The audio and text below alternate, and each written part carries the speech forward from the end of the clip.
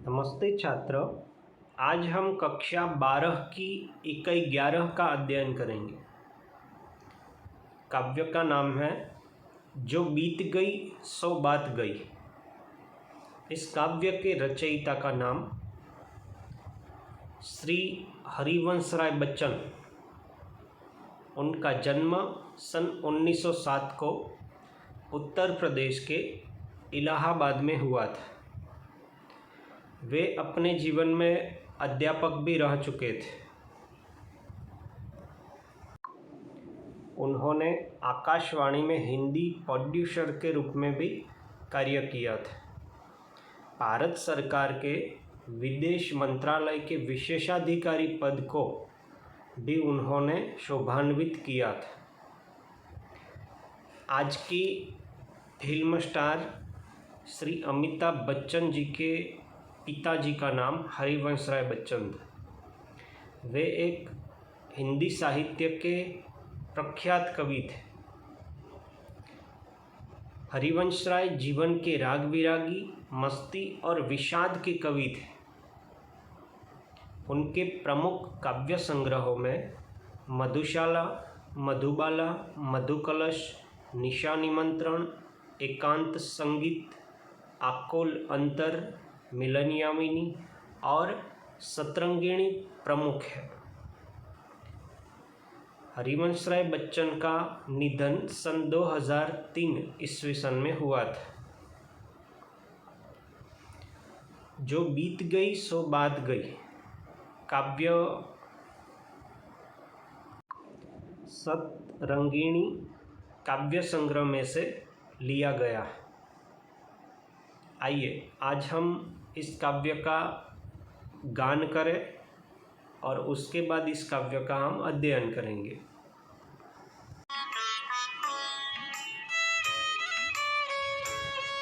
जो बीत गई सो बात गई, जो बीत गई सो बात गई,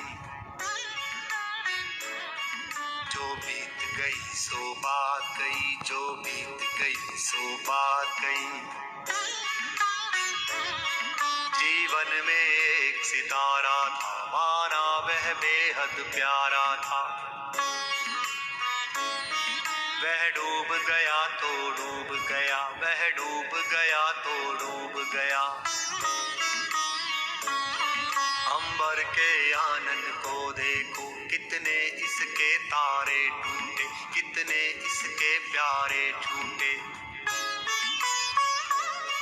जो छूट गए फिर कहाँ मिले, कहाँ मिले, कहाँ मिले। जो छूट गए फिर कहाँ मिले। पर बोलो टूटे तारों पर कब अंबर शोक मनाता है। जो बीत गई सो बात गई, जो बीत गई सो बात गई।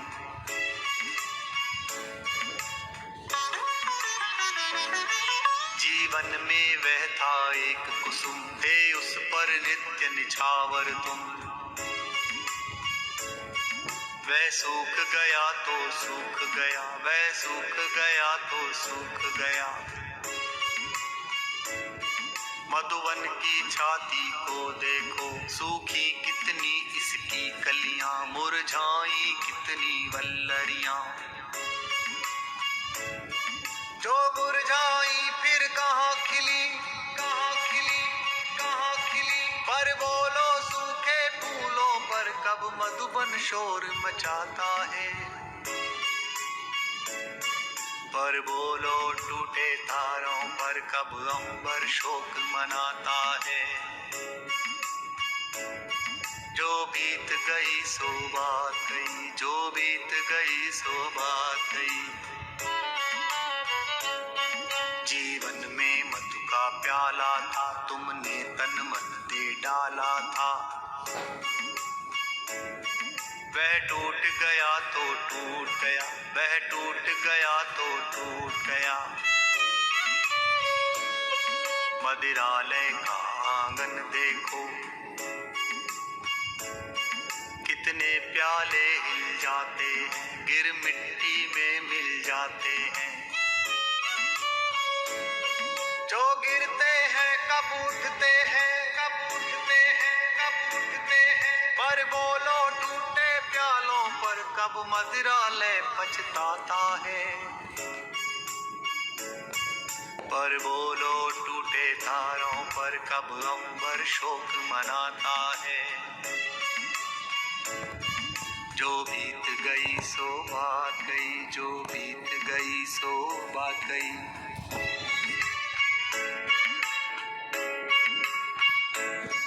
मृदु मिट्टी के हैं बने हुए मधुघट फूटाई करते हैं। लघु जीवन लेकर आए हैं प्याले टूटाई करते हैं। फिर भी मदिरालय के अंदर मधु के घट हैं, मधु प्याले हैं। जो मादकता के मारे हैं वे मधु लूटाई करते हैं। वे कच्चा पीने वाला है, वाला है, वाला है। जिसकी ममता घट प्यालों पर, प्यालों पर, प्यालों पर। जो सच्चे मधु से जला हुआ कब रोता है, चिल्लाता है। पर बोलो टूटे तारों पर कब अंबर शोक मनाता है। जो बीत गई सो बात गई, जो बीत गई सो बात गई, जो। इस काव्य में कवि ने जो बीत चुका है, जो बीता हुआ समय है, उसे भूल जाने का हमें एक मार्गदर्शन दिया है। जीवन में कई बार कुछ ऐसी घटनाएं भी होती हैं जिन घटनाओं को लेकर हम रोते हैं, हम उसी घटनाओं को बार बार याद करते हैं, परंतु ऐसी घटनाएं हमारे जीवन में हमें तकलीफ़ें देती हैं और हम निराशा में हमारा जीवन अच्छी तरह से जीवन जी नहीं पाते। इसीलिए कवि ने हमें बीती हुई बातों को, व्यर्थ बातों को भूल जाने के लिए कहा है। आइए इस काव्य का अध्ययन करें। जो बीत गई सो बात गई। जीवन में एक सितारा था, माना वह बेहद प्यारा था। कवि कहते हैं, जो बात बीत चुकी है उसे भूल जाना ही अच्छा है। आपके जीवन में एक ऐसा तारा था, ऐसा भी कोई एक व्यक्ति था जो आकाश के सितारे की तरह हो। वे आपको बहुत प्यारा हो, आपका एक प्रिय व्यक्ति हो और इसकी जो मृत्यु हुई हो, वे डूब गया हो तो उसे डूब जाने दो, उस पर शोक मत करो। अंबर के आनंद को देखो।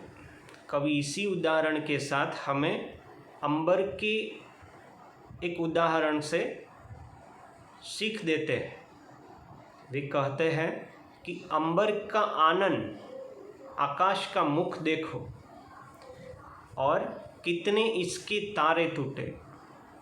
अंबर में हर रोज तारे एक के बाद दूसरे तारे छूट जाते हैं, टूटते रहते हैं। कितने इसके प्यारे छूटे।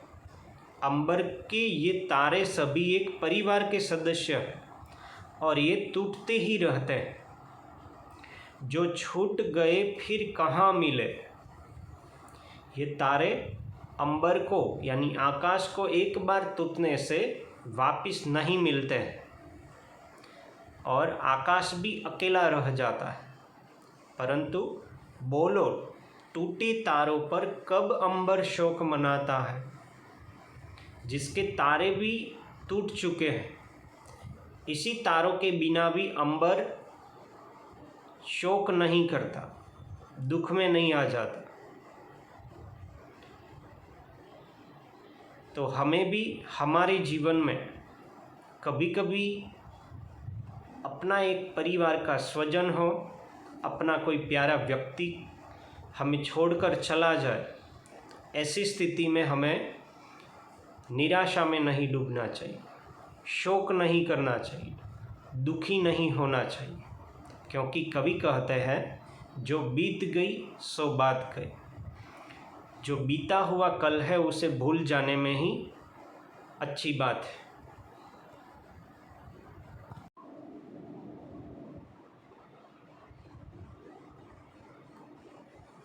आगे कवि कहते हैं, जीवन में वह था एक कुसुम, थे उस पर नित्य निछावर तुम। कवि कहते हैं कि आपके जीवन में एक ऐसा प्रिय व्यक्ति था,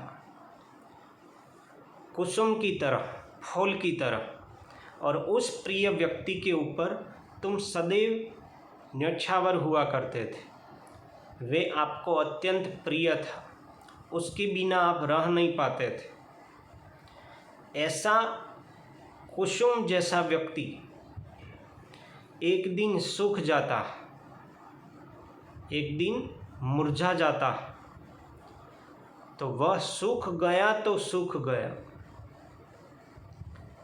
इस पर कवि कहते हैं कि हमें शोक नहीं करना चाहिए।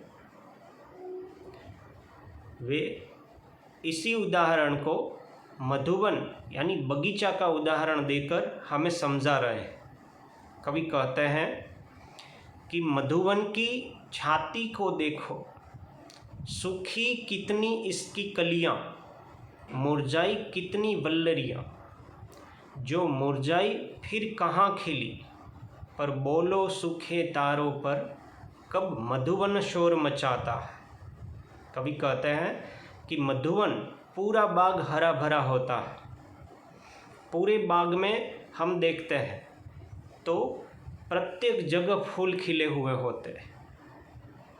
इस मधुवन के प्रांगण में हम देखते हैं, और कभी न कभी इसी मधुवन में, इसी बाग में, इसी बगीचे में, इसी उद्यान में कितनी भी कलियां सूख जाती है, फूल ही नहीं बनती, सीधी कलियां ही सूख जाती है गर्मी में, और कितनी डालियां, उसकी शाखाएं भी मुरझा जाती है। जो शाखाएं, जो वल्लरियां, जो कलियां मुरझा जाती हैं, वे फिर खिलने वाली नहीं है, परंतु फिर भी इसी सूखे हुए फूल पर कि जो मुरझा गए हैं वे खिलने वाले ही नहीं हैं, इसी सूखे हुए फूलों पर मधुवन यानी बाग भी कभी शोर नहीं मचाता है। इसी प्रकार कंदन नहीं करता कि अब मैं क्या करूँगा। इसीलिए कवि कहते हैं मधुवन के उदाहरण के द्वारा कि हमें भी अपने प्रियजन की सूख जाने के बाद भी, प्रियजन की मृत्यु या प्रियजन के चले जाने के बाद भी शोर नहीं मचाना चाहिए, क्रंदन नहीं करना चाहिए, दुखी नहीं होना चाहिए, क्योंकि जो बीती हुई बात है उसे भूल जाने में ही हमारा अच्छा जीवन बना रहेगा। कवि आगे कहते हैं, जीवन में मधु का प्याला था, तुमने तन मन दे डाला था, वह टूट गया तो टूट गया। आपके जीवन में भी मदिरा की तरह, मदिरा में जो प्याले होते हैं जिससे शराब पी जाती है, इसी प्रकार कोई ऐसा एक व्यक्ति हो कि जिसकी आपको लत लग गई हो, और जिस व्यक्ति को आपने आपका तन और मन दे डाला हो, ऐसा व्यक्ति जो आपको अत्यंत प्रिय हो। जैसे मदिरालय के बिना, मदिरा पीने के बिना कोई व्यक्ति अपना शौक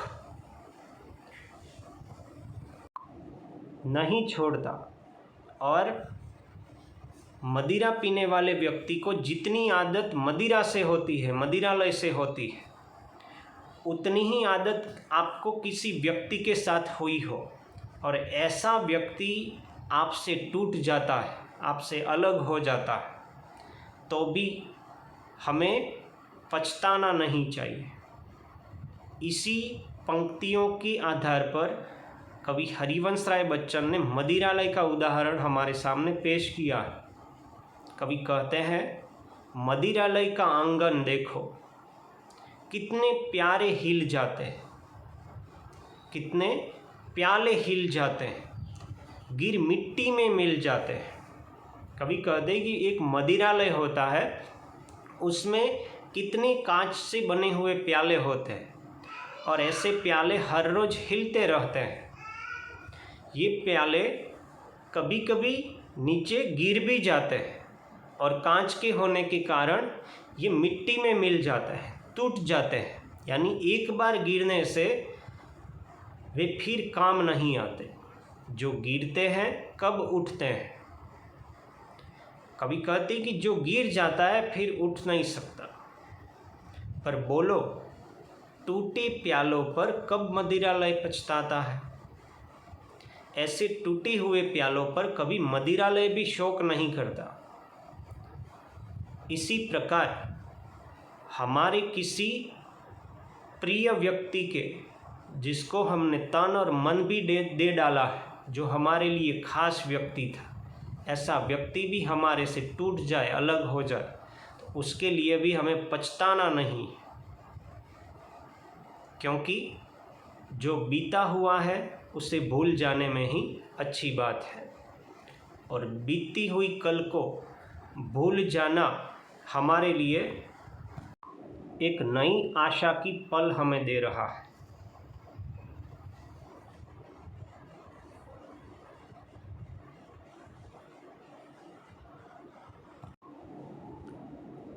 मृदु मिट्टी के ही बने हुए मधुगट फूटा ही करते हैं, लघु जीवन लेकर आए हैं, प्याले टूटा ही करते हैं। यहाँ पर चित्र में मदिरालय के अंदर जो मिट्टी से बने हुए, मृदु मिट्टी से बने हुए जो घड़े हैं, उसको लेकर कवि ने एक उदाहरण प्रस्तुत किया। कवि कहते हैं कि मृदु यानी कोमल मिट्टी से बने हुए जो घड़े होते हैं, ये अक्सर टूटा ही करते हैं, टूटते रहते हैं। इनका आयुष्य यानी लघु जीवन लेकर आए, इनका जीवन छोटा है, कभी ना कभी टूटते रहते हैं। और इससे बने प्याले भी टूटा ही करते हैं। मिट्टी से बने इस घड़े भी टूटते रहते हैं, जिनमें शराब रखी जाती है। तो भी मदिरालय के अंदर मधु के घट है, मधु प्याले हैं, यानी बार बार टूट जाने पर भी मदिरालय के अंदर इस कोमल मिट्टी से बने घड़ों का ही इस्तेमाल होता है। फिर भी ये लोग ऐसा नहीं सोचते कि मिट्टी का घड़ा छोड़ दे, हम और घड़े का उपयोग करें। टूट जाने पर भी मिट्टी का ही घड़ा बनाने का और उसमें मदिरा भरने का कार्य मदिरालय में किया जाता है। फिर भी जो मादकता के मारे हैं, ऐसे जो लोग हैं कि जो मदिरा के बिना नहीं रह सकते, जिनको मदिरा पीने की आदत है, जो मदिरा पीने के बिना एक पल भी चैन से सो नहीं सकते, वे मधु लूटा ही करते हैं। ऐसे लोग यहाँ आते हैं मदिरालय में और वहाँ पर शराब पिया करते हैं, मदिरा पिया करते हैं। वह कच्चा पीने वाला है, जिसकी ममता घट प्यालों पर। कच्चा पीने वाला यानी एक नया व्यक्ति जो मदिरा पीने आ रहा है, जो पहली बार इसी मदिरालय में मदिरा पीने के लिए आ रहा है। यह व्यक्ति भी ऐसे घट प्यालों पर, ऐसे घड़े और ऐसे टूटे हुए प्यालों पर अपनी ममता को बिछाए रखता है। जो सच्चे मधु से जला हुआ कब रोता है, चिल्लाता है। जो सही अर्थ में मधु के साथ जीने वाला व्यक्ति कभी मधु से भरे इस घड़े को टूटने से और प्यालों से कभी रोता भी नहीं है और कभी जोरों से चिल्लाता भी नहीं, क्योंकि ये व्यक्ति भी समझ गया है कि इनका आयुष्य कम है। इसीलिए जो बीत गई सो बात गई, यानी जो बीत चुका है उसे भूल जाना ही अच्छा है। उसके आधार पर रोना और उसके आधार पर चिल्लाना, निराश होना, दुखी होना, ये व्यर्थ मानने के बराबर है, क्योंकि जो चला गया है उसके आने की कोई नौबत ही नहीं। तो इस काव्य में कवि ने हमें यही बातें बताई है, जो मदिरालय का उदाहरण है, मधुवन का उदाहरण है और आकाश तथा तारों का उदाहरण है। तो हमें भी हमारे जीवन में जो बीती हुई बातें हैं उसे भूल जाना चाहिए और किसी भी व्यर्थ निराशा में पड़कर अपना समय बर्बाद न करके